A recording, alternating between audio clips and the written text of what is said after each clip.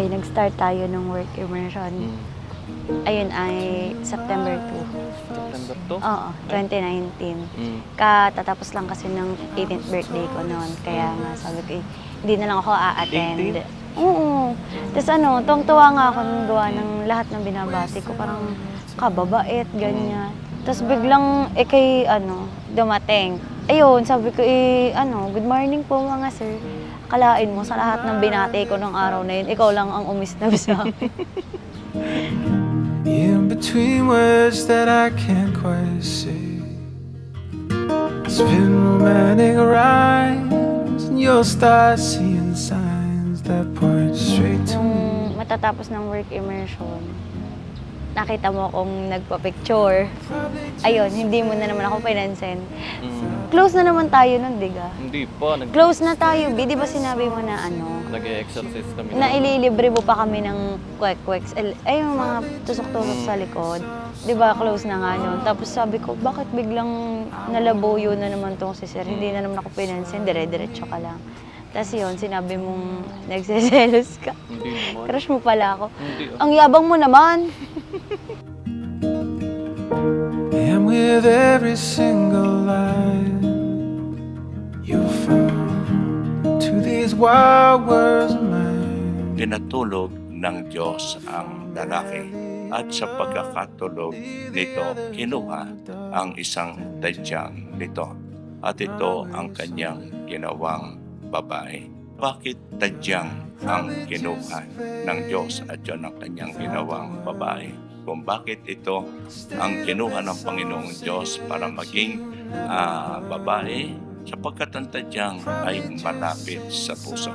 At ang nais ng ating Panginoong Diyos, magmahalan ang mag-asawa. Out of me, in case you don't like what you see. Natapos na yung work immersion. Nag-uumpisa ka ng magyaya, di ba? Hindi ako nagyaya. Hindi, magyaya ng exercise. Ano ba namang iniisip nito? Tapos niligawan kita. Anong niligawan mo ako? Kailan mo ako niligawan? Tapos niyaya kita magtaal. Tapos nagplano na tayo ng second date. Yun yung pinaka, talaga, first friendly date. Ako yung madaling-madali nang sabi ko, gusto ko ng makauwi ng Lipa para makapaggala, ganyan. Tapos sumabog naman ng taal. Hindi natuloy. Yun, dun nagsimula, diga? Naging mas lalo tayong close sa isa't isa. Hanggang 3 years, 4 years. 5 years. In case you don't like what you see.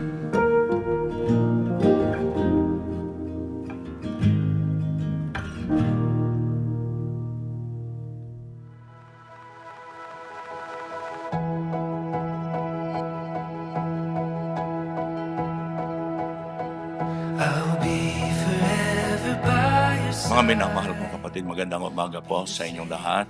At tayo pinarito ngayon at ating masasaksihan ng pag-isang dibdib ni James at Francine. I'll be forever by your side.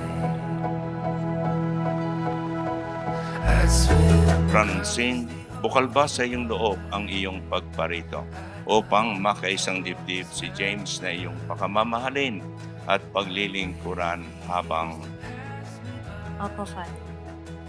James, bukal ba sa iyong loob ang iyong pagparito upang makaisang dibdib si Francine na iyong pakamamahalin at paglilingkuran? Opo, Father.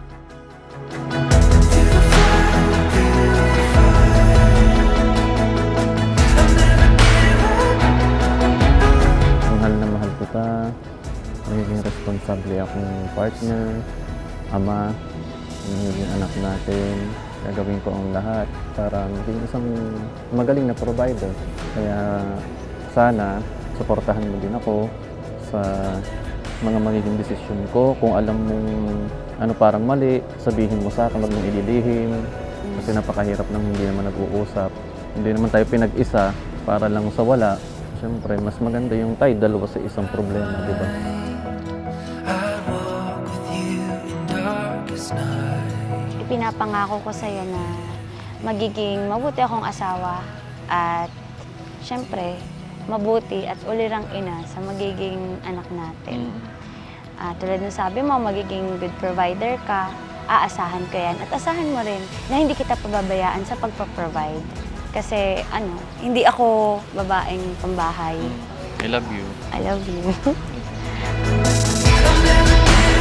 James at Francine, kayong dalawa'y kasal na sa mata ng Diyos at sa mata ng tao. Sila po'y ating pasalubungan ng masigabong palakpakan.